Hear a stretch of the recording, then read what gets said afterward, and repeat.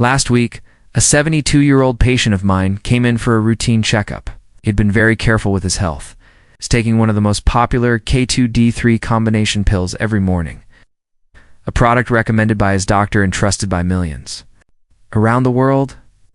But the test results left him in shock. His kidney function had dropped by 15% in just 3 months.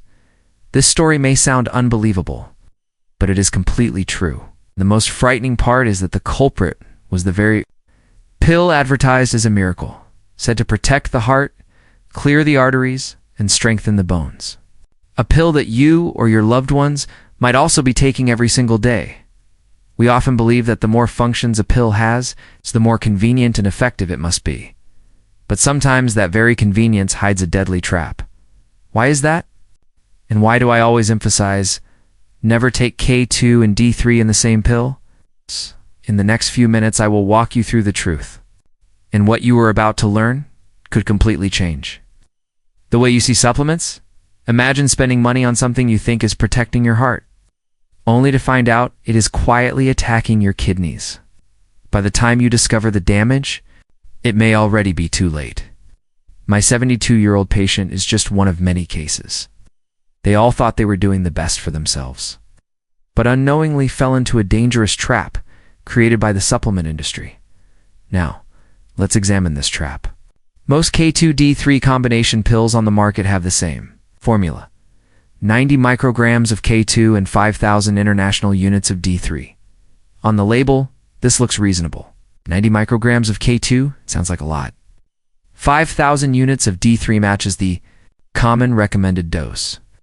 But if you truly understand biology, you will immediately see the problem. The human body needs at least 400 micrograms of K2 every day to have real effect. 90 micrograms is just 1/4 of that. Meaning if you take only one pill, it's almost useless. And many people think, I'll just take 4 pills to make up for it. That's the deadly mistake. By taking 4 pills, you may finally get close to 360 micrograms of K2. But at the same time, you've overloaded your body with 20,000 units of D3. That is a dangerously high dose. D3 is not like vitamin C, where excess is flushed out. D3 acts like a hormone. It accumulates in fat tissue, and too much of it becomes toxic. And that toxicity directly attacks the kidneys, the very organ that weakens naturally with age. That is exactly what happened to my patient. Without knowing, he had been slowly damaging his kidneys. After just 3 months, his kidneys had already lost 15% of their ability to filter blood. And the painful truth is, kidney damage is often permanent. It cannot fully recover. So you see, convenience can sometimes come at a price too high to pay. This is why I always advise, if you want true safety, buy K2 and D3 separately. Only then can you control the dosage precisely enough to benefit without reaching the harmful threshold. Now, why is K2 so important? Many advertisements make us believe that K2 acts like a magnet, pulling calcium out of the arteries, but the truth is far more complex. K2 does not suck, pull, or clean. Instead, it works more like a skilled traffic controller in a crowded city. In your body, calcium is like millions of trucks moving on the roads. Without a traffic system, those trucks run wild, causing congestion and accidents. K2 is that traffic system. It activates 2 crucial proteins. The first is matrix GLA protein. You can think of it as a shield. When activated, it stands guard at the artery walls, preventing calcium from sticking and forming dangerous plaques. The second is osteocalcin. It works like a dedicated traffic guide. When calcium goes astray, osteocalcin takes it to the correct address your bones. With K2, calcium strengthens your skeleton while your arteries remain clean. Without K2, calcium ends up in the wrong places, clogging arteries and leaving your bones weak. This is why people deficient in K2 often suffer from both osteoporosis and atherosclerosis at the same time. But not all K2 is the same. In fact, there are 2 main forms you need to know: MK4 and MK7. Think of MK4 as a disposable battery, and MK7 is a modern rechargeable one. MK7 is abundant in natto, a traditional Japanese dish made from fermented soybeans. Some Japanese even joke that their longevity comes from eating natto. MK7 has a unique advantage. It stays in your blood for up to 72 hours, 3 full days. It's like charging a battery once and using it all week.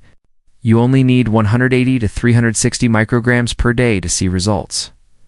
Recent research, including a 2024 study published in the Journal of Nutrition and Metabolism, shows MK7 reduces arterial stiffness by 10 to 20%. This means your blood vessels become more flexible, lowering blood pressure and heart disease risk. With its long half-life, MK7 is clearly the best choice for long-term cardiovascular health. MK4, on the other hand, comes from animal foods like eggs, liver, and cheese. It is familiar, but it only stays in your blood for a few hours, like a battery that drains quickly. To effectively treat osteoporosis, the required dose is extremely high, 45 milligrams daily, which is 100 times more than MK7. MK4 is useful for severe bone conditions. But for heart health, MK7 is far superior. And here is where things get even more fascinating. In recent years, research from 2023 to 2025 has shaken the medical world. We used to think K2's only role was guiding calcium. But now, scientists have discovered it also improves insulin resistance, the silent driver of type 2 diabetes, heart disease, and strokes. A study published in the European Heart Journal in 2023 revealed that taking K2 at the right dose lowers Hammer scores by 10 to 20%. This translates into a 30% lower risk of cardiovascular disease. To put it in perspective, this benefit exceeds that of many expensive medications. The COVID-19 pandemic also revealed something unexpected. People deficient in K2 were more likely to experience cytokine storm an overactive inflammatory response that can be fatal. Even after recovering, they were prone to long COVID, with lingering fatigue, shortness of breath, and brain fog. A 2025 study in the International Journal of Molecular Sciences showed that combining K2, especially MK7, with D3 reduced long COVID symptoms by 20 to 30%. In other words, K2 not only protects your heart, it helps restore your energy, clear your mind, and strengthen your immune system after viral illness. But perhaps the most shocking discovery is this K2 does not remove calcium from arteries. Instead, it transforms soft, unstable plaque into hard, stable plaque. At first, this sounds like bad news. Why would you want more calcification? But think carefully. Soft plaque is like wet mudded, can rupture any time, triggering a heart attack or stroke. Hard plaque is like concrete solid, stable, far less likely to break. This explains the so-called paradox. Patients may show more calcium on a CT scan, yet have fewer heart attacks. What's happening is that K2 isn't vacuuming calcium away. It's converting something deadly into something less dangerous. In other words, K2 is not a magnet cleaning arteries. It is a skilled engineer stabilizing dangerous structures.